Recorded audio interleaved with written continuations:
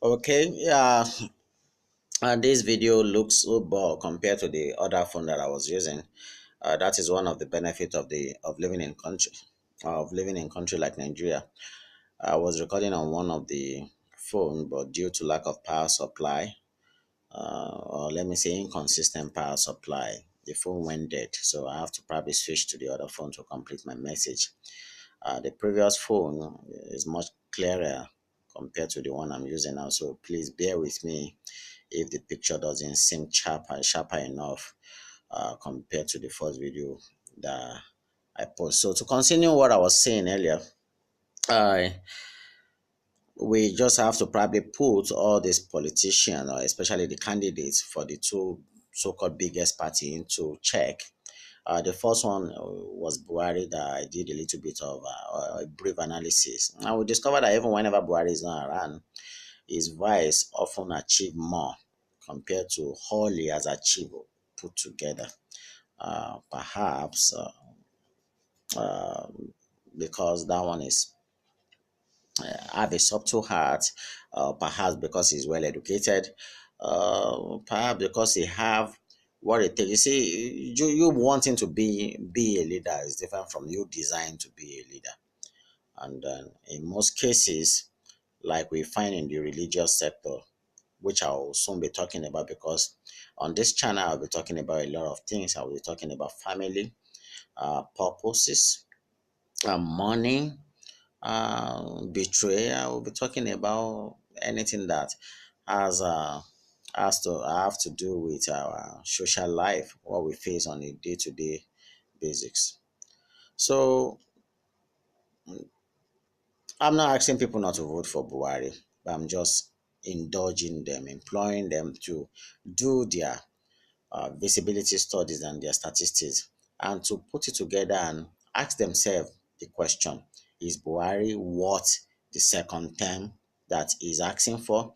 A lot of politicians are coming out now to canvass for the vote of the populace. Some are canvassing for under the APC flagship, while the other ones under the PDP. And a lot of people are saying that, okay, the race is between the two of them. So if we are to probably analyze these two candidates who are over 70s in their prime, I mean, sorry, in their age, and we have the likes of Feladro Toye, the Showore, and the, who are still in their prime, who are still energetic. Uh, don't you guys think is worth sitting down considering which party we should vote for? The people I believe have the power to make any party powerful. APC was nowhere to be found before they came in 2015. I am very sure, apart from probably winning some of the Guba election in some of the southwest states, they are not as powerful as they are now. The moment they took over Abuja, a lot of people drift down from the PDP down there, and they become so powerful. Well, so what do we call power? Is power designed to probably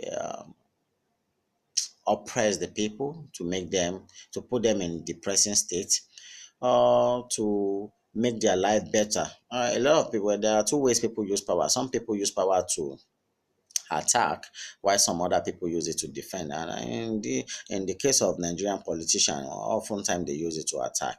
They attack our finances, they attack our source of livelihood, they attack our state by embezzling all the money that could have been used to move the state. For our roads are bad. We have so inconsistent power supply. Even in some area, there is no power supply at all. We have uh, you know bad schools, public schools are just so that makes private school inevitable anyway, because a lot of I have two sons, and one of my son is in school, and then we all have to put our son to private school.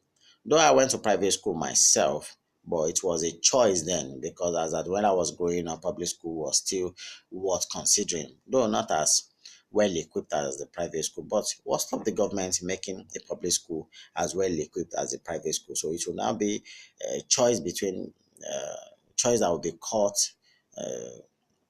that the parents will find themselves in when they are making decision of putting their children to school. whether to put them in private school or public school. So what has Buhari given to the common man? Has he given consistent power supply? No. Has he given us good road? No. When they make railway station somewhere, you know, in probably some of the northern states going to the region, and they use that to canvass for votes, saying that okay, only the APC have achieved this in the space of 3 years plus. The PDP that rule you for 16 years have not achieved anything. We all know PDP didn't achieve anything, and that was why when you were canvassing for the vote in 2014/15, people were ready to vote APC, I mean PDP house, and entrust their life into ensure the development of their life into your care, and then you messed it up and you are coming for the second time, which means that if you know you're not going to go for the third time, you are coming to either destroy the country and dip us into more bigger mess. So I will indulge people to search their conscience when they are making decisions on who to vote for this time. And two, if you're voting for Atiku, who is Atiku?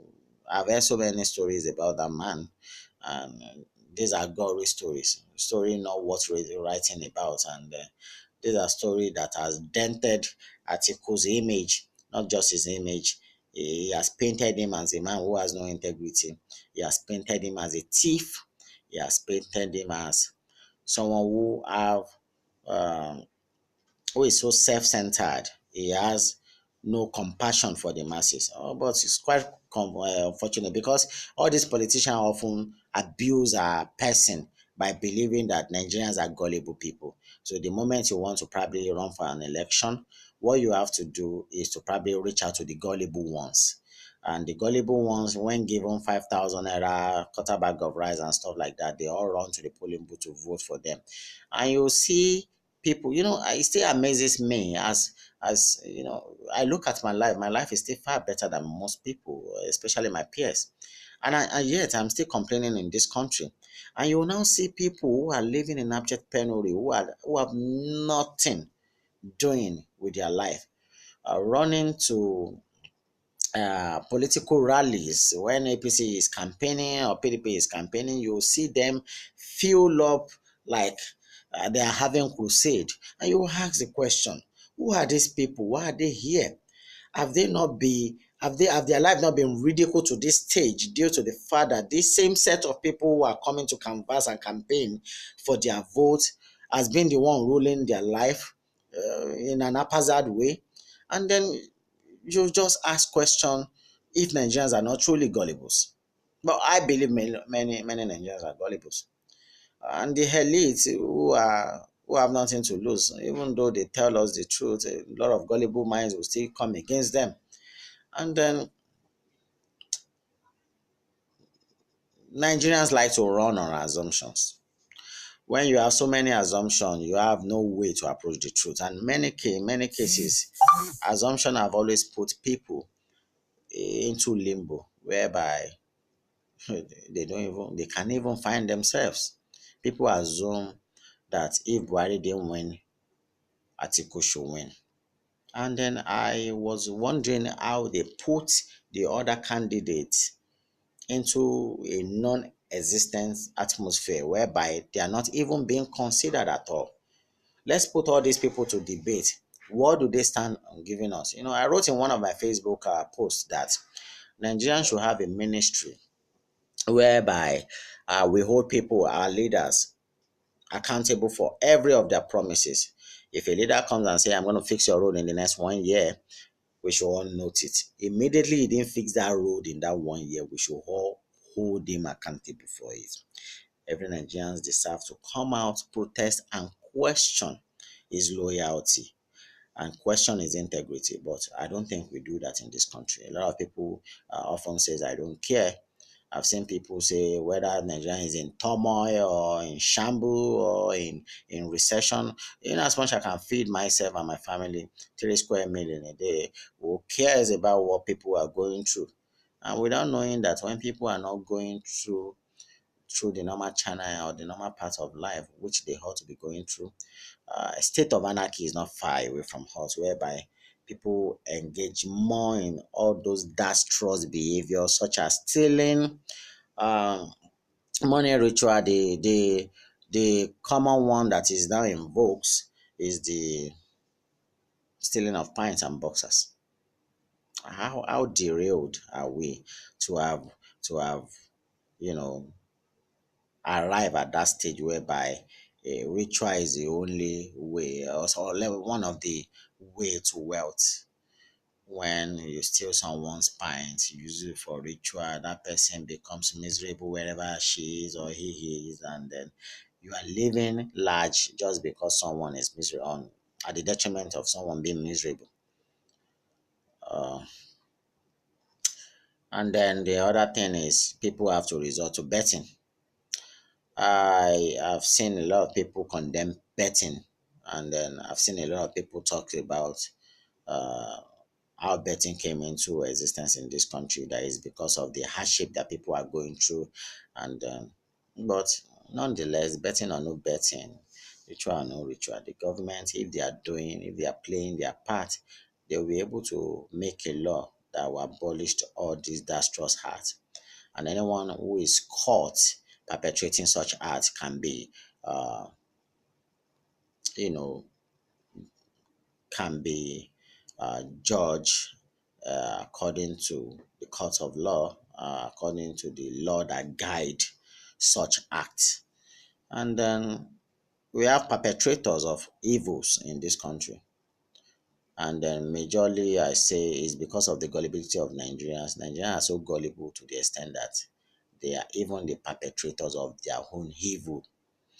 If a party rule you for 16 years and one man was the vice president then and he had nothing to show for it, and then and he's coming to say he want to become the president, and you are planning to vote for him, that means you're a loser.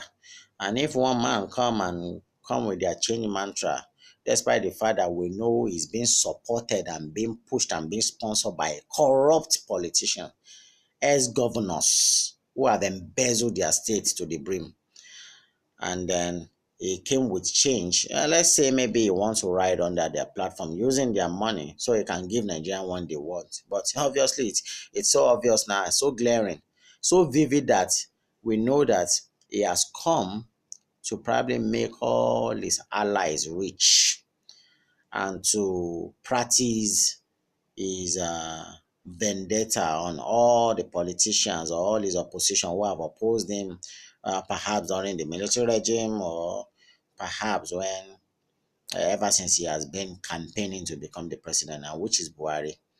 Every enemy he has then have been perpetrated. And this is a man who doesn't follow court order, especially when court give an order. And under the constitution, every president should rule in the confine of the law. Well, the moment you begin to do your things, that means you are corrupt and you could be put to check. Well, unfortunately, the people who were supposed to put him to check too were corrupt. So when corruption is fighting corruption, they would rather become friends or create a destruction more for the populace. So I will urge and indulge Nigerians to stop being gullible. I will urge us from from the support of things that doesn't add values to our lives. I've seen a lot of musicians comes out to make good music and they don't have fans. The likes of Faust, Ateme Dakolo, and Two Face, and so Two Face had fans, perhaps because he was one of the musicians that gave uh, the music industry groundbreaking all over the world, but not as much as the fans like that the likes of Whiskey, Davido, Burna Boy, or whatever gathered. And these are people who sing rubbish, absolute nonsense. Their music doesn't promote any growth, any positive growth in anyone. It rather promotes the negativities in people. It promotes people being more promiscuous. It promotes and it even encourage people to believe that without doing much work, you can make money. Because if you check out their music video, you'll find out that they are all singing rubbish. And posing in one mansion that your father can never build, using riding in one car that you probably rent or borrowed or something, and living larger than life. And then our youth now believe that that's the way to life. That is why corruption triumph in this country, because everybody is just living as they like. You see our movies these days. Nudity is now what people sell. It's all about sex, sex, sex. And then later we'll see our girls are becoming promiscuous. Why won't they? When the only thing that they are exposed to is sex. When they when they read magazines, they find sex written all over it. They watch movie is all about sex. Listening to music is all about nudity and sex. And we find ourselves in a mess. There is no promotion of anything that of interest. Religious setting is zero, politically zero. The only set of people who are still doing right by whatever they are doing is the business mogul. They are doing business. Anyone who is doing business can as well try to make money in any form, but the political, religious, we have bad religious leaders in this country. No big church have a man of God. They just have GOs who are just establishing business center all over the country, and then making money from people who are very poor. And when people becomes poor, they tend to look for miracle wherever they could find, and that is why all those religious leaders could probably make a lot of money by preaching to us and acting the way even the Messiah never acted. They do not understand the name of the Messiah, for one. They do not understand the things of God, for second. Even when they read the scripture that has been written in error, they still read error out for to us, and they preach in error.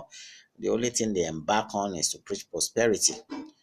And then you see political leaders who are outrightly corrupt going to churches, and they are given the privilege to mount on the podium uh, and to preach what, to say what. We just have a country that is living without, that is rolling without purpose. We have no purpose. That's the way I see Nigeria. As beautiful as this country is, we have no disaster, no landslide, no mudslide, no avalanche, no hurricane, no volcano, no flood of any kind, and no earthquake. But we are the earthquake of our own earthquake in our own country. We are the one creating flood. When you ask Nigeria not to pour debt into the gutter, that is when they just read it. I think they always read things the upside down. When you ask Nigeria not to be corrupt, that's when they become corrupt. Even when you come out to give people fact and figure of people who are corrupt, why they should not associate with them, that is when people want to associate with them the more. Come out to say any pastor is a thief now, they will say you are judging. They do not even understand the word judge. As time goes on, these are things I'll be addressing uh, on my channel here. How do we found ourselves in this mess? What are the factors that constitute our moral? What led to our value system? How did we found ourselves here? How did we arrive where we are? Some years back, when people were calling us the giant of Africa, that we were aspiring to even compete with the big war power country in the world. And here we are struggling to even feed twice a day. I know a lot of men in my area, grown up men who have wives and children, who has no job. If there is any building in our area, you see the way people fight and lobby to become one of their libra just to feed. And we don't love each other. We have people who are swimming in millions who could have invested in this country. At least if they are not giving people money or food or fund to survive, they can as well create job opportunity where people can make a good and decent earnings or decent living.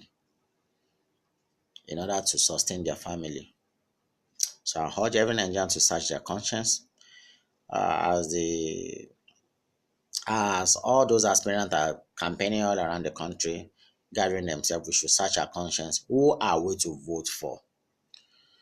Uh, Off the record, I often curse people who want to vote for the candidate that has put us, that has led us to where we are now. On Facebook, when anybody send anything to him in favor of Buhari, I always tell them that your life will be run the same way Buhari run Nigeria. And that's me being honest. And uh, whenever some people come and say PDP, whatever, I look at article. I didn't just the reason why he's coming back to say you want to vote, you want to contest. I don't know.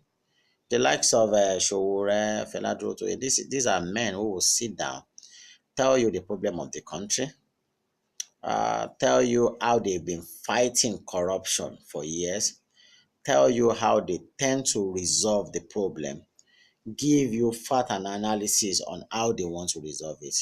Whether they're going to resolve it or not is only an assumption, but the only way we can find out is just to put them through test. Let us test their water and see perhaps if we will come out with a well distilled water to drink and to use for to use at our homes.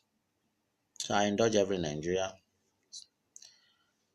whenever you want to, when you are preparing your mind, prepare it well. Do not make decisions that will affect other people. If you decide to vote for a wrong party or for a wrong candidate, it's not just going to affect you, it's going to affect your upcoming children. It's going to affect it, because the damage someone will create for years, it will take almost 20 years to resolve it. Except if God bring a new leader whose intellectual capability is being run, you know, uh, with all the five senses that a human being is designed with. That is when that person will resolve problem created in the next 4 years within like 6 months or 1 year. But it will still take time, manpower, and money to fix problems.